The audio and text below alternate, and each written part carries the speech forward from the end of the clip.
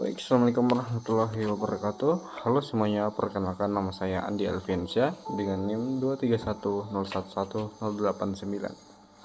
Pada kesempatan kali ini saya akan menjelaskan mengapa sih kita perlu mengambil prodi ilmu komputer, dan saya akan menjelaskan sedikit tentang konsentrasi bidang saya. Nah, di sini saya akan menjelaskan sedikit mengapa sih kita perlu mengambil prodi ilmu komputer.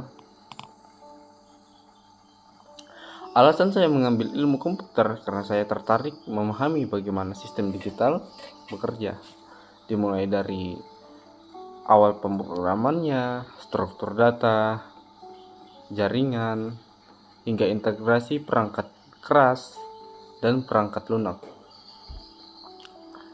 Ilmu komputer memberi saya fondasi yang kuat untuk tidak hanya menggunakan teknologi, tetapi membangun dan mengembangkannya. Selain itu, bidang ini sangat luas dan terus berkembang. Contohnya, artificial intelligence, cloud computing, dan Internet of Things salah satunya. Yang menurut saya ini sangat relevan dengan kebutuhan masa depan. Dalam ilmu komputer terdapat 3 konsentrasi, seperti software engineer, sistem cerdas atau artificial intelligence, dan IoT engineer atau Internet of Things. Nah, di sini saya akan menjelaskan sedikit mengenai Internet of Things. Internet of Things adalah sebuah konsep di mana perangkat fisik seperti sensor, aktuator dapat saling terhubung melalui internet untuk bertukar data dan bekerja secara otomatis. Di dalam sistem IoT terdapat sensor yang berfungsi sebagai input yang mengambil data dari lingkungan. Contoh sensor suhu, sensor gas. Nah, kemudian data ini akan dikirim ke microcontroller seperti ESP32, Arduino IDE, dan lain-lain. Nah, tugas dari microcontroller ini akan bertindak sebagai otak sistem untuk memproses informasi tersebut.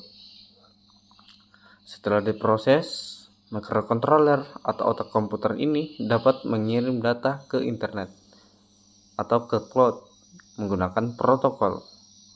Contoh protokolnya adalah MQTT. Nah, sehingga data ini bisa dipantau melalui aplikasi atau dashboard. Selain itu, terdapat juga perangkat seperti aktuator.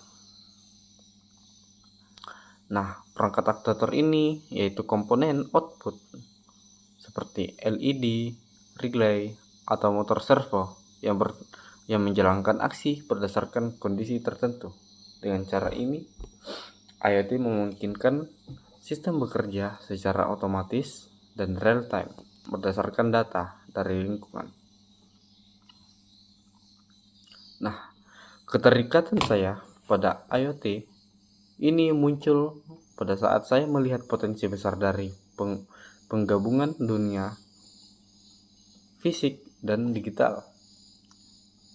IoT memungkinkan perangkat seperti sensor, microcontroller, dan sistem embedded atau sistem tertanam untuk saling terhubung melalui internet dan menghasilkan data yang bisa digunakan untuk otomatisasi dan pengambilan keputusan. Mungkin hanya ini video singkat yang bisa saya bawakan.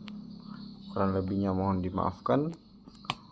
Billahi taufiq wal hidayah. Wassalamualaikum warahmatullahi wabarakatuh.